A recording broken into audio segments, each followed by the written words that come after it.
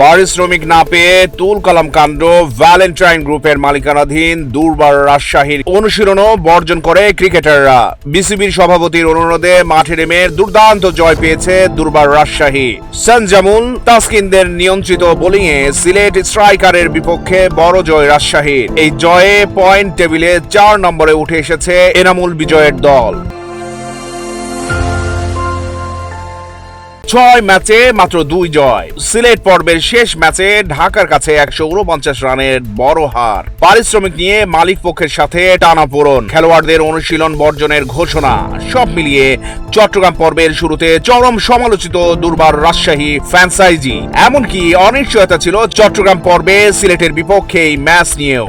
বিসিবির হস্তক্ষেপে মাঠের বাহিরের ঝামেলা মিটিয়ে শুক্রবার সিলেট স্ট্রাইকারের বিপক্ষে মাঠে নামে তাসকিনরা। চট্টগ্রাম জহুর আহমেদ চৌধুরী স্টেডিয়ামে দিনের প্রথম ম্যাচে সিলেটকে উড়িয়ে দিয়ে দুর্দান্ত জয় পায় তারা। 65 রানের এই জয়ে পয়েন্ট টেবিলে সেরা 4-এ স্থান করে নিয়েছে দুর্বার রাজশাহী প্রথমে ব্যাট করে 7 উইকেটের বিনিময়ে 184 রান সংগ্রহ করে। অধিনায়ক এনামুল হক বিজয়ের 22 বলে 32 রান এবং জিম্বাবুয়ান অলরাউন্ডার রায়ান বার্লের 27 বলে 41 রানের ইনিংস তাদের শক্তিশালী অবস্থানে নিয়ে যায়। আকবর আলীর 15 বলে 14 এবং মৃত্যুঞ্জয় চৌধুরীর ঝড়ো 6 বলে 12 রান দলকে লড়াকু সংগ্রহে পৌঁছে দেয়। সিলেটের হয়ে রুয়েল মিয়া 3 উইকেট নিয়ে ইনিংস সেরা বোলার ছিলেন। নাহিদুল ইসলাম এবং নিহাদুজ্জামান 2টি করে উইকেট শিকার করেন।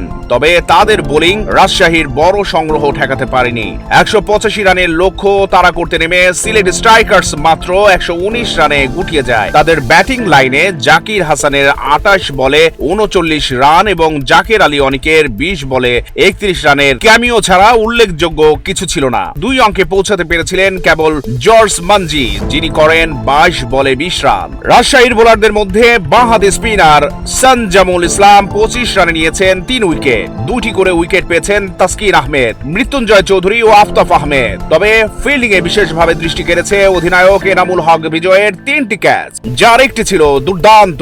রাজশাহীর সঞ্জামুল ইসলাম 25 রানে 3 উইকেট নিয়ে পেয়েছেন ম্যাচ সেরার পুরস্কার। চট্টগ্রাম প্রতিদিন নিউজ ডেস্ক।